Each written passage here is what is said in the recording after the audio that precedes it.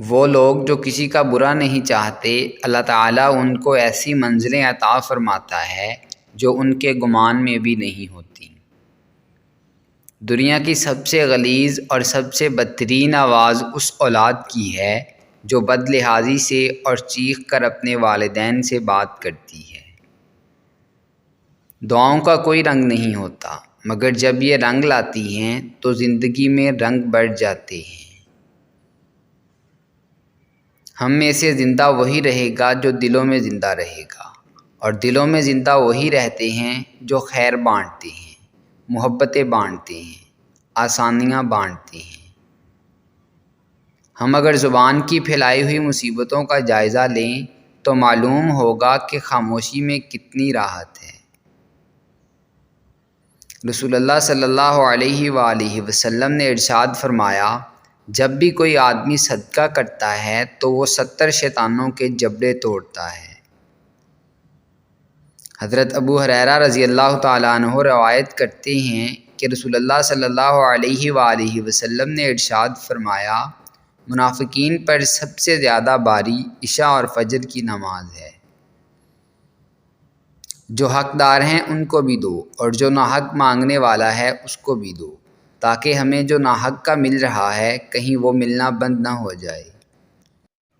شیخ عبد القادر جیلانی رحمۃ اللہ علیہ فرماتے ہیں، تو اللہ کی راہ میں مستحق کو بھی دے اور اسے بھی دے جو مستحق نہیں، اللہ تجھے وہ دے گا جس کا تو مستحق ہے، اور وہ بھی دے گا جس کا تو مستحق نہیں ہے۔ نبی پاک صلی اللہ علیہ وآلہ وسلم نے فرمایا، دنیا گزر رہی ہے جبکہ آخرت آ رہی ہے، اور دونوں میں سے ہر ایک کے طلبگار ہیں۔ تم آخرت کے طلبگار بنو اور دنیا کے طلبگار نہ بنو، کیونکہ آج عمل کا وقت ہے اور حساب نہیں، جبکہ کل حساب ہوگا اور عمل نہیں ہوگا۔ مخلوق پر ظلم کرنے والا، ان سے دھوکہ کرنے والا، ان کی خوراک میں ملاوٹ کرنے والا جتنی عبادت کرتا جائے بے فائدہ ہے۔ کسی کا حق چھیننے والا تقرب الہی کا دعویٰ کرے تو یہ دعویٰ دلیل سے محروم ہے۔ انسان گناہ کرنے کی وجہ سے جہنم میں نہیں جاتا، بلکہ گناہ پر مطمئن رہنے اور توبہ نہ کرنے کی وجہ سے جہنم میں جاتا ہے۔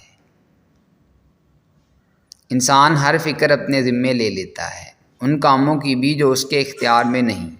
اپنی ہر طلب اللہ سے مانگو اور قبولیت کا مکمل یقین رکھو۔ وہ لوگ جو کسی کا برا نہیں چاہتے، اللہ تعالیٰ ان کو ایسی منزلیں عطا فرماتا ہے جو ان کے گمان میں نہیں ہوتی۔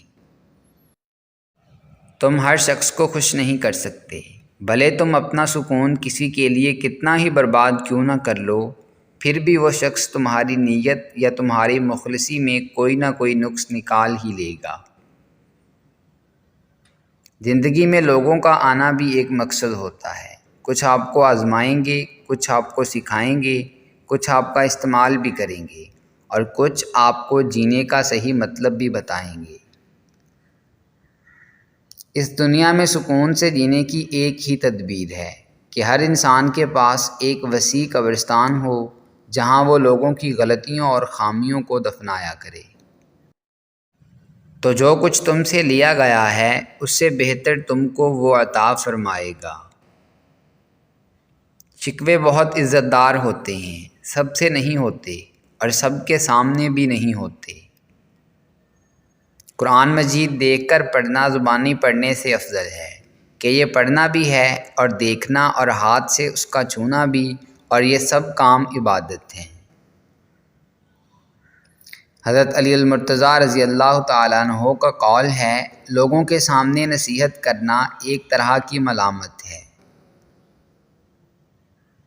اذان کی آواز۔ اسلام اتنا خوبصورت مذہب ہے کہ غور سے اذان کی آواز سننے سے ہی ڈپریشن دور ہو جاتا ہے۔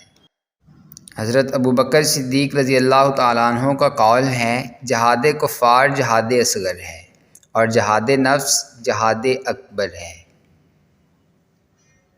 بد اخلاق انسان کی مثال اس ٹوٹے ہوئے گھڑے کی طرح ہے جو قابل استعمال نہیں رہتا۔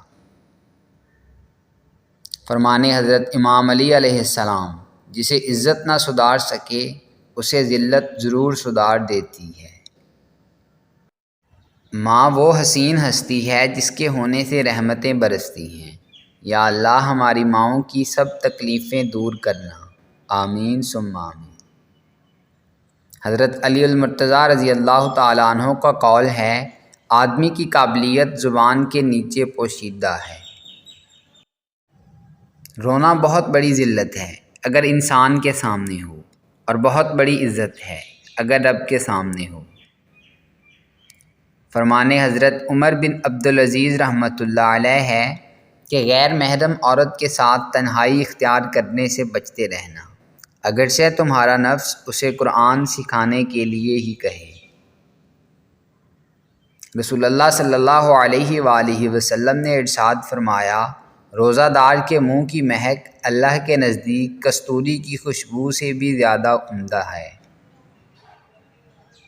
رسول اللہ صلی اللہ علیہ وآلہ وسلم نے فرمایا، اپنی ضروریات کو پورا کرنے کے لیے رازداری کے ساتھ کام لیا کرو، کیونکہ ہر نعمت والے سے حسد کیا جاتا ہے۔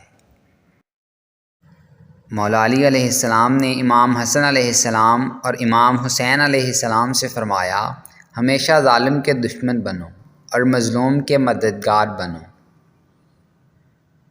رسول اللہ صلی اللہ علیہ وآلہ وسلم نے ارشاد فرمایا، اللہ نے لعنت کی شراب پر اور اس کے پینے والے پر اور پلانے والے پر۔ اپنی شارگ میں سے دنیا کی ساری خواہشات کو نکال دو، خود بخود اس کا ڈیرا نظر آ جائے گا، اس کی پہچان ہو جائے گی۔ جب تک کوشش کی محرومیاں سمجھ میں نہ آئیں، نصیب کو نہیں سمجھا جا سکتا۔ کوشش کامیاب ہو جائے تب بھی بے نصیب آدمی ناکام ہو جاتا ہے۔ کامیاب کوششوں نے بڑی ویرانیاں چھوڑی ہیں۔ شادی کو آپ غلطی نہ کہیں، بلکہ یہ تو مقدر تھا اور ٹھیک تھا۔ محبت دینے والی چیز ہے اور مانگنے والی شے نہیں ہے۔ انسان اندر سے ٹوٹ جائے تو تعمیر حیات کی کتابیں کچھ مدد نہیں کر سکتی۔ جس آدمی کی خواہش اس کے حاصل سے زیادہ ہو وہ غریب ہے۔ زندگی کیا ہے؟ کوئی بھی بندھن مضبوط نہیں ہوتا۔ آشنا چہرے پل بھر میں اتنے بیگانے بن جاتے ہیں جیسے کوئی تعلق ہی نہ ہو۔ زندگی ایک طوفان ہے جس میں دکھوں کی دھوپ آتی اور جاتی رہتی ہے۔ کبھی خوشیوں کے سائے طویل ہوتے ہیں اور مکمل سکون ہو جاتا ہے، مگر اس کی تہہ میں پھر بھی درد کے پوند لگے رہتے ہیں۔ تمام بندھن غرض کی ڈور سے بندھے ہوتے ہیں۔ غرض باقی نہ رہے تو سارے بندھن پل بھر میں ٹوٹ جاتے ہیں کہ یہ دنیا ہی عجیب شے ہے۔ جب آپ کے اندر اپنی بدعمالیوں کے باوجود حضور پاک صلی اللہ علیہ وآلہ وسلم کی طرف رجوع پیدا ہو جائے تو سمجھو کہ رحمت کا وقت آ گیا۔ اللہ کریم جب کسی بندے کی ادا پر خوش ہو جاتا ہے تو اپنے محبوب صلی اللہ علیہ وآلہ وسلم کی محبت عطا فرماتا ہے۔ غم اور پریشانی دراصل انسانی فیصلے اور اللہ کے حکم کے درمیان فرق کا نام ہے۔ زندگی کسی میدان کا راز کا نام نہیں، یہ جلوہ گاہ ہے، حسن کی جلوہ گاہ۔ یہ ایک بارونق بازار ہے جس میں سے خریدار گزرتا ہے، وہ خریداری کرتا ہے اور اس کا سرمایہ ختم ہو جاتا ہے، اور پھر تعجب ہے کہ اس کی خریداری بھی دری کی دری رہ جاتی ہے۔ وہ خالی ہاتھ واپس لوٹتا ہے۔ رونق بازار قائم رہتی ہے اور خریدار ختم ہوتے رہتے ہیں۔ زندگی کسی الجھے ہوئے سوال کا نام نہیں، یہ ایک پرلطف منظر ہے، ایسا لطیف منظر کہ تبصرے اور تنقید کے بوجھ کو بھی برداشت نہیں کرتا۔ یہ ایک دیکھنے والا منظر ہے، ایک سننے والا نغمہ ہے، ایک سوچنے والا منصوبہ نہیں، ایک مشکل معمہ نہیں۔